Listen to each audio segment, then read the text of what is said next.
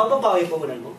Yes. Kasi yung cellphone nila, pag binili nila sa yung card na yan, yung retailer kung tawagin natin, yung kaibigan mo, pag binenta mo sa kanila yung card, yung cellphone nila, pwede na magbenta ng Globe, Smart, and Sun, and etc. Lahat ng load. Sa halagang 200, ang tawag sa kanila ay retailer. Ang tawag sa iyo ay dealer. Pag nag-dealer ka, magkano puhunan? Pag nag-retailer ka, magkano puhunan? 250. Paano yung mga kaibigan mo, hindi naman pwede maging dealer? Ang kaya lang ay 250. Ngayon, pag nabenta mo lahat ng retailer card mo sa kanila, nabawi mo puhunan? Yes, bawi na. Sa 3988 mo, automatic natanggap mo yung 5,000 pesos. Ngayon, pag nabigita sila sa 250 pesos, pwede kang tumulong sa kanila. Pwede mo gawing 5 years to pay, 0 interest. Nabawi mo na in 5 years. Tama? Okay, malupit dyan. Ito guys, pag nabenta mo pala lahat ng retailer cards mo, lahat ng benta ng retailer mo, meron kang income. Kasi may tinatawag kami franchise retail override. Gusto mo bang kumita ng 24,000 a month na walang ginagawa? Ulitin ko gusto mo bang kumita ng 24,000 a month na walang ginagawa? Yep. Ma'am, gusto mo bang kumita ng 24,000 a month na walang ginagawa? Yes. Kasi dito ang dealer, ang dealer kumikita ng 2%. Ilang percent? 2. Sa lahat ng load na binibenta ng kanyang retailer. O sample na lang si ma'am, naging dealer. Ano po pangalan ni ma'am? Jo. Ma'am Jo, naging dealer ka. Magkano investment? 398. 398.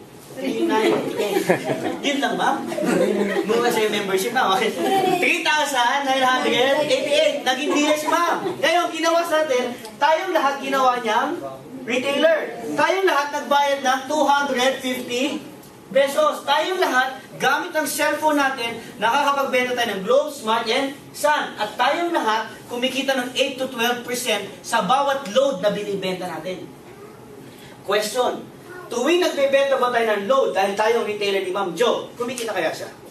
Yes. Ikaw, paano may tindahan ka? Paano may parlor ka? Paano may opisina ka? Paano kung may internet shop? Sir, paano kung may hardware ka?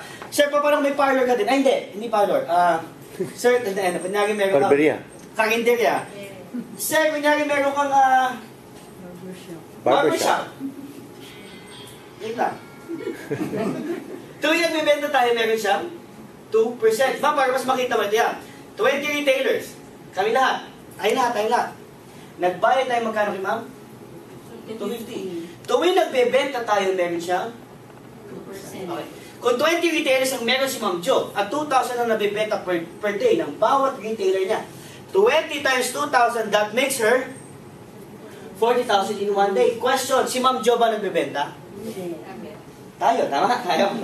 So, 40,000, ilang araw sa isang buwan? 30 days. Hindi ba nag-iisip? 30 days. 40,000 times 30 days, that makes you 1.2 million. Nagbebenta pa si Ma'am Jo? Sino nagbebenta? Tayo. Pwede pa sabihin sa atin ni Ma'am Jo, ate, huwag ka magbenta ng load, I don't wanna earn. Pwede ba niya sabihin sa'yo ni Ma'am Jo na ate, tigil mo ng loading business mo? Ayoko na kumita. Hindi, tama. Mapipigilan ka ba ni Ma'am Jo magbenta ng load? Ma'am, ikaw ba mapipigilan ni Ma'am Jo magbenta ng load? Hindi.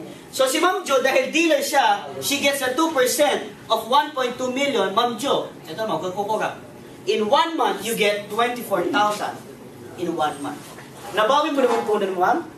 Yes. Doon pa lang sa retailer cards, nabawi niya na ang puhunan. E tuwing nagbebenta tayo, meron siya 2%. Maganda po, maganda. Maganda, ma'am. Bakit? Simple. Sa sobrang ganda niya, ma'am, ikaw yung dealer, tama? Ikaw yung dealer, ma'am. Meron kang kaibigan na taga Paranaque, naging retailer. Magkano binayad? 250. Tuwing nagbebenta siya, meron kang 1 to 2%. Yung kaibigan mo taga-Taguig, naging retailer, tuwing nagbebenta siya, may 1 to 2% ka. Yung kaibigan mo taga-Muntinlupa, nagpagong buhay, nagkaroon ng trabaho, pagkakitaan, binigyan mo ng retailer card, tuwing nagbebenta siya, may 1 to 2% ka. Lahat ng kaibigan mo sa Pilipinas, ginawa mong retailer. Tuwing nagbebenta sila, meron kang 1 to 2%. Para ka nilalanggam ng pera. Gusto mo langgamin ng pera? Sino ito gusto langgamin ng pera? Taas kami. Bakit? Araw-araw may nag-load, tama? Tama? Kahit sa ayaw sa gusto mo, may bibili ng load. Dito, ma'am, kinakagat ka ni 1,000. 500. Tama? Ang sarap nun. Sabi mo, ang sarap. Ma'am, gusto mo kagatin ka ni 1,000 araw-araw? Bakit, ma'am? Mapigilan mo na sa load? Hindi. Mapigilan mo yung mga tao na bumibili ng load? Hindi. Mapigilan mo yung mga tao bumibili ng smart? Kung hindi mo kaya pigilan itong mga tao bumibili ng load, mapipigilan mo ba ang income mo? Hindi. Ang sarap, tama? Maganda ma'am o maganda? Maganda. Pero may mas maganda akong papakita sa inyo. Meron po ba kayong TV sa bahay? Meron po ba kayong TV sa bahay? TV. Sino po may TV? TV. Okay, kayo lang. 6 lang. O, sumama yung TV, no? Okay. Sa TV po sa bahay, di ba may TV? Ito po yung tsura ng mga TV. Sumama ng TV. No? May antenna po siya, no? Okay. Sa telebisyon, ang kadalas nakikita mo dyan, mayroong mga TV commercial, tama? Kadalas mga endorser. Sino ba endorser ng Jollibee? Jollibee. Agamulak. Million ba binabayaran kay Agamulak? Pag kumagat ng Chicken Joy? Sino ba ang endorser ng McDonald's? Sharon. Pag kumagat ba si Sharon ng hamburger, million? Sino ba endorser ng San Miguel beer? Manny? Pacquiao. Pag hinawa ka ba ni Manny Pacquiao yung baso o yung bote, million ang binabayaran? Yes, kasi ang tawag sa kanila ay endorser. Ino-endorse nila yung produkto. Pinapaalam nila sa buong mundo na meron San Miguel beer na masarap ang beer, tama? Pinapaalam nila sa buong mundo na ang Jollibee Chicken Joy ay masarap. Ano ginagawa nila? Nag-endorse. Sabi ng V-Mobile, imbis na kumuha tayo ng endorser o ng artista, ang gagawin natin, yung mga dealers natin, gagawin natin endorser. So starting today, kayo po ay endorser na ng V-Mobile. So starting today, kayo po ang magiging artista ng V-Mobile.